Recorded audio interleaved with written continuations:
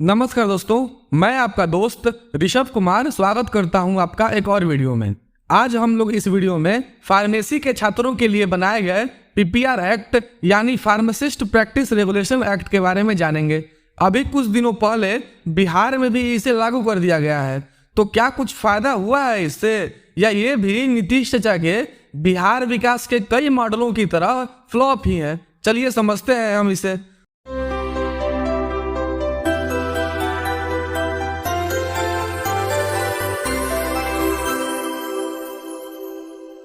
तो दोस्तों, अभी कुछ दिनों पहले सुप्रीम कोर्ट का एक जजमेंट आया कि बिहार में पीपीआर एक्ट को लागू किया जाए, और ये इतना बड़ा बदलाव कई छात्रों के कई धरनों और ना जाने हाई कोर्ट में कितने सुनवाई के कारण हो पाया, इस मुद्दे पर किसी और वीडियो में चर्चा करेंगे। लेकिन आप ये देखिए कि इस सुनवाई के तुरंत बाद हिंदुस्तान जैसी समाचार पत्र का एक न्यूज ब्लॉग वायरल हो गया, जिसमें बताया जा रहा था कि फार्मासिस्ट भी अब क्लिनिक खोल सकते हैं, मरीजों को देखने यानी डिजीज डायग्नोसिस का पैसा चार्ज कर सकते हैं, और मेडिसिन भी प्रिस्क्राइब कर सकते हैं यानी दवा लिख भी सकते हैं। ऐसा न्यूज आपके व्हाट्सएप कॉलेज तक भी जरूर पहुंचा होगा, लेकिन इसकी हकीकत कुछ और ही है। ऐसे फेक न्यूज को तेजी से फैलता देख फार्मेसी काउंसिल ने क्लैरिफिकेशन नोटिस जारी किया, जिसमें फार्मेसी काउंसिल ऑफ इंडिया ने यह कहा कि सोशल मीडिया पर बहुत तेजी से वायरल हो रहा है न्यूज फेक है। पीपीआर एक्ट का मतलब है कि किसी रजिस्टर्ड मेडिकल प्रैक्टिशनर यानी डॉक्टर के द्वारा लिखी गई दवाओं को डिस्पेंस करने के लिए रजिस्टर्ड फार्मासिस्ट की जरूरत है, और एक रजिस्टर्ड फार्मासिस्ट दवाओं से जुड़ी जानकारियों को मरीज के साथ साझा कर सकता है या पेशेंट का काउंसलिंग कर सकता है।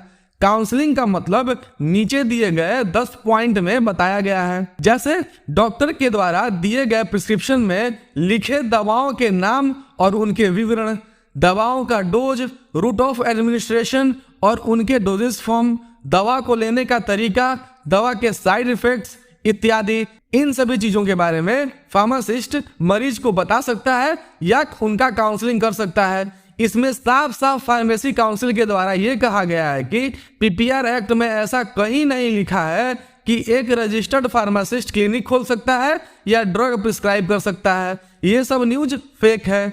समझे अब क्या सच्चाई है हमारे व्हाट्सएप यूनिवर्सिटी की, और ये बड़े बड़े समाचार पत्र कैसे ये सब फेक न्यूज छाप देते हैं भाई। मतलब यार सच में ये लोग भी सोचता होगा कि कौन सा किसी को मतलब है, पेज भर दो, 2-4 ऐड और 2-4 फेक न्यूज के साथ पेपर तैयार। मतलब खबर छापने से पहले आप एडिटर साहब एक बार पढ़ तो लेते पीपीआर एक्ट।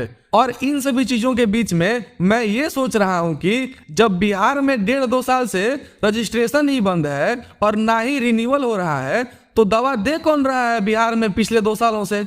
जरा इस विषय में कमेंट करके अपना विचार रखें भाई आप सभी लोग। और एक बात कि पीपीआर एक्ट में फार्मेसी के छात्रों के लिए जॉब से संबंधित कई प्रकार की जॉब पोजीशन और उनमें आवेदन की योग्यता के बारे में भी बताया गया है।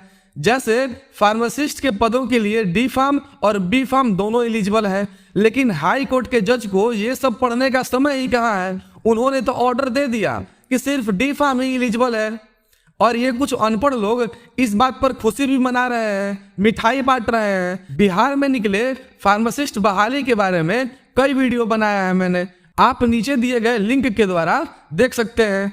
इस फार्मासिस्ट बहाली के अलावा और भी कई प्रकार के पद पीपीआर एक्ट में बताए गए हैं, जैसे सीनियर फार्मासिस्ट, कम्युनिटी फार्मासिस्ट इत्यादि।